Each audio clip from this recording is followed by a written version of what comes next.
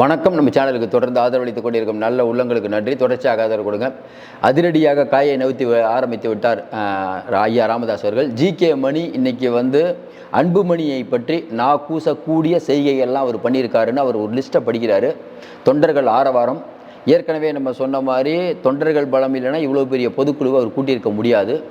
இன்னும் இருக்கக்கூடிய சூழ்நிலையில் வரக்கூடிய காலங்களில் அன்புமணியை நீக்கம் அப்படிங்கிற ரேஞ்சுக்கு இன்றைக்கி போனது. அப்படிங்கும்போது இன்றைக்கி பெரும்பாலோட மத்தியில் எனக்கு அது இந்த மாதிரி ஆகிப்போச்சு அப்படின்னு சொல்லும்போது நம்ம ஏற்கனவே சொன்னோம் ஐயா இதை செய்வாருன்னு. இந்த பொதுக்குழு நடக்கக்கூடாதுங்கிறதுக்காக நள்ளிரவு முழுக்க யாருக்கெல்லாம் அவர் ஃபோன் பண்ணார்.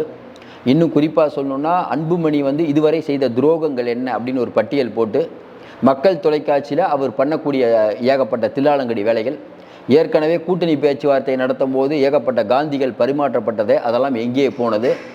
35 வயசில் ஒன்றிய அமைச்சராகி நாடாளுமன்றத்துக்கு போகிறாரோ இல்லையோ இவர் குடும்பத்தை கூட்டிகிட்டு தனி ஃப்ளைட்டில் உலகம் ஃபுல்லாக சுற்றி பார்க்குறாரு. அதை மறுபடியும் சுற்றி பார்க்கணுங்கிறதுக்காக எப்படியும் பதவி ஆசைக்காக அலைந்து கொண்டிருக்கிறார். கொஞ்ச நாளைக்கு முன்னாடி இந்த 2024 தேர்தலில் யாரிடமிருந்து பெட்டிகள் வாங்கப்பட்டது, இன்னும் பலவிதமான தகவல் அங்கே இருக்கக்கூடிய நிர்வாகிகளே பேசக்கூடிய நிலைமைக்கு இன்றைக்கி வந்துட்டாங்க. ஒரு கட்சி அப்படிங்கிறது அப்பாவும் பையனும் நீர் அடித்து நீர் விலகாதுன்னெலாம் சொல்லது போய் இன்றைக்கி முடிஞ்சு போச்சு அப்படிங்கிற ரேஞ்சுக்கு இன்றைக்கி பாமக பொதுக்குழு நடைபெற்றது. இதில் சிறப்பு அம்சம் என்னென்னா முதல்ல மைக்கு அவர் ஐயா முன்னால் தூக்கி போட்டது, 40 தடவை ஐயா என்கிட்ட பேசினார் அப்படின்னு பொய் சொன்னது. இன்னும் குறிப்பாக சொல்லணுன்னா ஐயா வீட்டில் மாவட்ட செயலாளர்கள் கூட்டம் நடக்கும்போது யாரும் அங்கே போகாதீங்கன்னு இவரும் உங்கள் மனைவியும் ஃபோன் பண்ணி போகாதீங்க. அதாவது ஏகப்பட்ட விஷயங்கள். அதாவது சொன்னார்ல வடிவேல் ராவணனுக்கு பழைய காரை ஒன்று பரிசாக கொடுத்தாங்கன்னு, எல்லாருக்கும் பணம், ஏகப்பட்ட பணத்தை சம்பாதிக்க வேண்டியது, அந்த பணத்தை வைக்க வேண்டியது. இன்னும் குறிப்பாக சொன்னால் சொந்த பையன் அப்பாவை ஒட்டி கேட்டது உலகத்திலே தான் அப்படின்னு வெளிப்படையாகவே அன்புமணி மேலே ஒரு பகிரங்க குற்றச்சாட்டு. அம்மா மேலே கிளாஸ் தூக்கி அடித்தார். இதெல்லாம் நீங்கள் பொதுமக்கள்கிட்ட போய் கேளுங்களேன். ஒரு 86 வயசு உள்ளவர் கொஞ்சம் யோசனை பாருங்கள். அவர் போய் இந்த விஷயத்தை சொல்கிறாருன்னா தமிழ்நாட்டு மக்கள் எப்படி இதை எடுத்துக்குவாங்க? அதாவது அன்புமணியுடைய பிம்பம் சரிந்ததுங்கிறாங்கல்ல, முடிஞ்சு போச்சு அரசியல் வாழ்க்கை. நம்ம தொடர்ந்து சொல்லிகிட்டு இருக்கோம். அழகிரி அவர்கள் கலைஞரை எதிர்த்து பேசி நீ எந்த ரேஞ்சில் இருக்கார். கலைஞர் கூட இருக்கக்கூடிய ஸ்டாலின் அன்றைக்கி முதலமைச்சராக இருக்கார். இதானங்க அரசியல், பொறுமையாக இருக்கணும் இல்லைங்க. என்ன அவ்வளோ அவசரம்? கொஞ்சம் நினைப்பாருங்க. இன்றைக்கி அன்புமணி எந்த ரேஞ்சில் இருக்கார்? தொடர்ந்து பொய்களை சொல்லக்கூடியவர், தான் பையன் இந்த அளவுக்கு ஒரு மோசமானவர்னு ஒரு அப்பா சொல்கிறார். இது வெகுஜன மக்கள்கிட்ட எப்படி போகும்? நீங்கள் டெல்லிக்கு போய் யாரை பார்க்க ட்ரை பண்ணீங்க, அப்பாயின்மெண்ட் கேட்டீங்க, கொடுத்தாங்களா? எடப்பாடிகிட்ட போய் நான் ராஜ்யசபா கொடுங்க, இல்லை இது இப்பயே கூட்டணி முடிவு பண்ண கையெழுத்து போடுறேன் அப்படின்னு யார் சொன்னது? அன்புமணி தான். அதுக்கு எடப்பாடி என்ன சொன்னார்? உங்கள் அப்பா கூட்டுவாங்கன்னு சொன்னாரா இல்லையா? இன்றைக்கி நடக்கக்கூடிய நிகழ்வுகள் என்ன?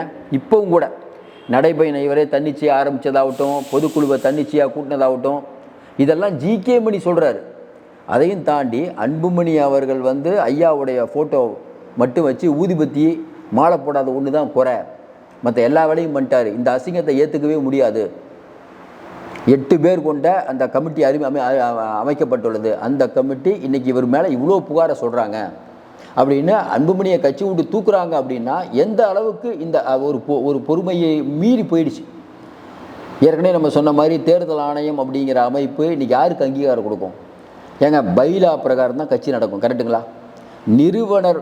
நிறுவனர் தான் பொதுக்குழுவில் இருக்கணும், அவ்வளோதான். ஃபஸ்ட்டு தீர்மானம் தான்.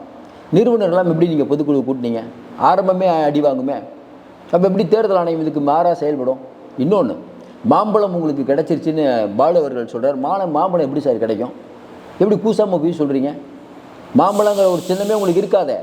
ஏன்னா அங்கீகரிக்கப்பட்ட அரசியல் கட்சிங்கிற தகுதியை நீங்கள் இழந்துட்டீங்க. எப்படி கிடைக்கும்?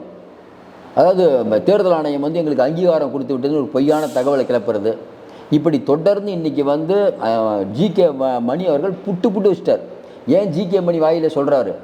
ஏற்கனவே எல்லோரும் ஜிகே மணி அப்படியே ஒரு மாறு இருக்காருலாம் சொன்னது. இல்லை ஐயா கூட தான் இருப்பேன். அதையும் தாண்டி ஒரு கட்சியில் ஐயா கூட 2-3 பேர் இருக்காங்க, வலிமையானவர்கள்லாம். எதிராளி என்னங்க பண்ணணும்? உங்கள் அப்பா இருக்கவங்கள உங்கள்கிட்ட இழுக்கணும், அதான் கரெக்டு. ஜிகே மணி அவர்களும் அருள் அவர்களும் ஹாஸ்பிட்டலில் போய் எதுக்கு படுத்தாங்க? உங்களுக்கும் உங்கள் அப்பாவுக்கும் சண்டை, நாளைக்கு அப்பா பையன் சேர்ந்துக்குவீங்க, நமக்கு ஏன் இந்த வம்புன்னு போய் படுக்கிறாங்க. அவங்களுக்காக கூட்டு பிரார்த்தனை செய்வோன்னு கிண்டலாக பேசுகிறீங்க. அன்புமணியோட பல நடவடிக்கைகள் பார்த்தீங்களா? அடுத்தவங்கள ஒரு பொருட்டாகவே நினைக்க மாட்டார். ஏழைகளுக்காக பாடுபடுகிறோம் டேட்டாலும் குத்துவார். ஆனால் இவர் அவுடிக்காரில் போவார். பாட்டாளி மக்கள் கட்சியினுடைய உழைப்பை பற்றி இவருக்கு தெரியுமா? என்னைக்காவது உழைச்சிருக்காரு அவர்? நோகாமல் வந்து இன்றைக்கி ஒன்றிய அமைச்சர் சீக்கிரம் ஆகி கட்சியே எடுத்துகிட்டு போயிடணும், கட்சியில் இருக்கக்கூடிய அந்த பேரத்தெல்லாம் நீங்கள் தான் பேசணும், ஒரு குடும்பம் நல்லா இருக்கணும், அவ்வளோதானே உங்களுக்கு அவங்க எண்ணம். அது எப்படிங்க அவர் விடுவார்? கொஞ்சம் சொல்லுவீங்க. பாட்டாளி மக்கள் கட்சி என்ன எல்லாருக்குமான கட்சினாலும் அது ஒரு குடும்ப கட்சி தான், குடும்ப கட்சி தான். இப்போ மகள் காந்திமதியை கொண்டு வர குடும்ப கட்சி தான். ஆனால் ஒரு குடும்பத்தில் ஒருத்தர் மட்டுமே அனுபவிக்கணும் அப்படிங்கிறது எந்த விதத்தில் நியாயம்? உங்கள் அப்பா வந்து அவங்க அப்பாவுக்கு பிறகு உங்கள்கிட்ட தான் கட்சி, கரெக்டுங்களா? அதுக்குள்ளே என்ன அவசரம்? ஏங்க இந்த ஒரு தேர்தல் இருக்கிறாங்கிறாருங்க அவர், அதை கூட ஜீர்ணிக்க முடியவில்லைன்னா இன்றைக்கி எந்த ரேஞ்சில் போயிட்டீங்க? ஐயா அவர்களுக்கு வந்து ஏன் வந்து பிஜேபி சப்போர்ட் பண்ணுது, எடப்பாடி ஏன் பேசிகிட்டு இருக்காரு? வேற ஒரு ரூட்டில் போயிட்டுருக்காங்க. நீங்கள் வந்து மாப்பிள்ளைகிட்ட பேசுகிறது வந்து ஐயாவுக்கு தெரியாதா? இல்லை வந்து டெல்லியில் இருக்கக்கூடிய உளவுத்துறைக்கு தெரியாதா? இல்லை எடப்பாடிக்கு தெரியாதா? கொஞ்சம் யோசனை பாருங்க. பட்டவர்த்தனமாக நிறைய பேர் நீங்கள் விரோதத்தை சம்பாதிச்சிக்கிறீங்களா? காடு வெட்டி குருவை தொடர்ந்து அன்புமணி அவமானப்படுத்துகிறார், அசிங்கப்படுத்தினார் ஐயா சொல்கிறார், இவ்வளோ நாள் அமைதியாக இருந்தேன்ட்டு. இது அந்த ஏரியாவில் எப்படி இருக்கும்? காடு வெட்டி குருக்கு இன்னும் ஆட்கள் இருக்காங்க. தலைமை, அதாவது யார் யாரெல்லாம் உங்களுக்கு தளபதிகளாக இருந்தாங்களோ எல்லாத்தையும் இழந்துட்டீங்க. ஐயாட்ட இவ்வளோ கூட்டம் எப்படி வந்தது? வன்னியர் சங்கம் யார் பின்னால் நிற்கிது இன்றைக்கி? கொஞ்சம் யோசனை பாருங்க. கிட்டத்தட்ட பல ஆயிரம் கிராமங்களுக்கு நானே சைக்கிளில் போய் ஒவ்வொருத்தரையாக பார்த்தேன்னு சொல்கிறாரு. நீங்கள் அவுடி காரில் இங்கே வீட்டுக்கும் இதுக்கும் தான் போகிறீங்க, நாடாளுமன்றத்துக்கு கூட போகிறதில்ல, எந்த தொண்டர்களையும் சந்திக்கிறது இல்லை. நீங்கள் ஆஃபீஸை மாற்றுவீங்க, ஐயாவுடைய பாஸ்வேர்டை மாற்றுவீங்க, என்னென்ன குளறுபடிகள். அதாவது ஐயாட்ட இத்தனை தடவை பேசினேன், அத்தனை தடவை பேசினேன். இப்போ உங்கள் இமேஜை மொத்தத்தையும் அகல பாதாளத்துக்கு வந்துட்டாங்களா? நீ ஒன்றும் வேணாங்க. அருள் இருக்கார், ஜிகே பண்ணியிருக்கார், இந்த 2 பேர் அவங்க தொகுதியில் ஜெயிப்பாங்களா இல்லையா? நீங்களே சொல்லுங்கள், ஜெயிப்பாங்களா இல்லையா? அப்போ 2 பேர் ஜெயிக்கிறாங்க. உங்ககிட்ட இருக்கவங்க யார்? சதாசிவம் மேட்டூர் எம்எல்ஏ. இப்போ தான் அவங்க மருமக வரதட்சணை புகார் சொன்ன ஒரு எம்எல்ஏ அவர். இன்றைக்கி இங்கே ஜிகே மணி, அருள், இவங்க அந்த ஏரியாவில் ஸ்ட்ராங்காக இருக்காங்களா? உங்ககிட்ட இருக்க மற்ற 3 பேர் ஸ்ட்ராங்காக இருக்காங்களா? சார் உங்ககிட்ட இருக்க 3 பேர் ஸ்ட்ராங்காக இருக்காங்கன்னு வச்சுக்கோங்க. வரக்கூடிய தேர்தலில் ஜிகே மணியும் அருளும் அதே ஏரியாவில் நிற்கிறார். நீங்கள் யாரை எதிர்த்து நிற்க வைப்பீங்க? கொஞ்சம் யோசனை பாருங்கள். ஜிகே மணி வந்திருக்கார், எம்எல்ஏவாக இருக்கிறனால அந்த ஏரியாவில் வலிமையானவர். அருள் சொல்லவே வேணாம். அருள் மேலே உங்களுக்கு என்ன கோபம்? எது எடுத்தவொன்னு அவர் தான் உங்களை பட்டவர்த்தனமாக சொன்னார். ஜிகே மணி இப்போ சொல்ல ஆரம்பிச்சிட்டார். ஜிகே மணியும் அருள் அவர்களையும் இழிவுபடுத்துறதுக்கு என்னென்ன பண்ணுறீங்க சார்? ஒரு அப்பா பையன் சண்டைனா இந்த பக்கம் 4 பேர் இருப்பாங்க, அந்த பக்கம் 4 பேர் இருப்பாங்க. அவர்கிட்ட இருக்கவங்களை நம்மகிட்ட கூப்பிட்றது தான் புச்சாலித்தனம். இன்னொன்று, அணுகுமுறை எப்படி இருக்கணும்? ஒரு அப்பா பையன் உறவு எப்படிங்க இருக்கணும்? நீங்கள் 1000 கருத்து வேறுபாடு விட்டுருக்கேன். அம்மாவுக்கும் வந்து ஒரு சகதாப்தி கொண்டாடுறாங்க. அப்போ எல்லா குடும்பமே மகிழ்ச்சியாக இருக்கணும் தானே எல்லாம் விரும்புவாங்க. அந்த நேரத்தில் அந்த மனவிழாவுக்கு நீங்கள் போகாமல் புறக்கணிக்கிறீங்க. நேற்று அம்மாவுடைய பிறந்தநாளுக்கு போனோம் அப்படிங்கிறீங்க. என்ன ஏன் போனதுக்கான காரணம் என்ன? வெளியில் வரக்கூடியவங்க இல்லைங்க அம்மாவை ரொம்ப மதிக்கிறாருன்னு வெளியில் உள்ளத்துக்கு சொல்கிறது. எல்லாமே போலி, எல்லாமே போலி. வரக்கூடிய தேர்தலில் அன்புமணி அவர்கள் எப்படி நிற்க முடியும்? அன்புமணிக்கு என்ன கட்டமைப்பு இருக்கிறது? ஏங்க ஒரு தலைமை பதவி அப்படின்னா யாரோட கூட்டணி வச்சா ஜெயிக்கணும் அப்படிங்கிறது தெரியணும். சின்ன பாட்டாளி மக்கள் கட்சியாக இருந்ததை இந்த அளவுக்கு உயரத்துக்கு கொண்டு யார்? தலித் மணியாகட்டும், அப்புறம் வேலுன்னு ஒரு அமைச்சர் இருந்தார், அதுக்கப்புறம் ஏகே மூர்த்தி இருந்தார். இப்படி பல ஒன்றிய அமைச்சர்களை ஆக்குனது யார்? ஒரு கட்சி ஒரு தடவை திமுக, அடுத்த தடவை அதிமுக, மாறி மாறி கூட்டணி வச்சுட்டு இருப்பார். ஐயாவுக்கு ஒரு பேர் உண்டு. அப்படி மாறி மாறி கூட்டணி வச்சாலும் ஜெயிச்சுட்டு இருந்தார். ஏன்னா ஜெயிக்கக்கூடிய கூட்டணி எதுன்னு அவருக்கு தெரியும், மக்களுடைய பல்ஸ் தெரியும், மக்களோட டெய்லி பேசிகிட்டு இருக்கார். நீங்கள் என்னைக்கு ஒரு தலைவரானார் அன்னிலிருந்தே தோல்வி நல்லா தெரியும். முட்டு சந்தில் நிற்க போகிறோன்னு அந்த கூட்டணிக்கு தான் ஜாயின் பண்ணுவார். போய் 2024 யாராவது பிஜேபி கூட்டணிக்கு போவாங்களா? அதிமுகவோட இருந்த ஒரு 4-5 எம்பி கிடச்சிருக்க மாட்டாங்க.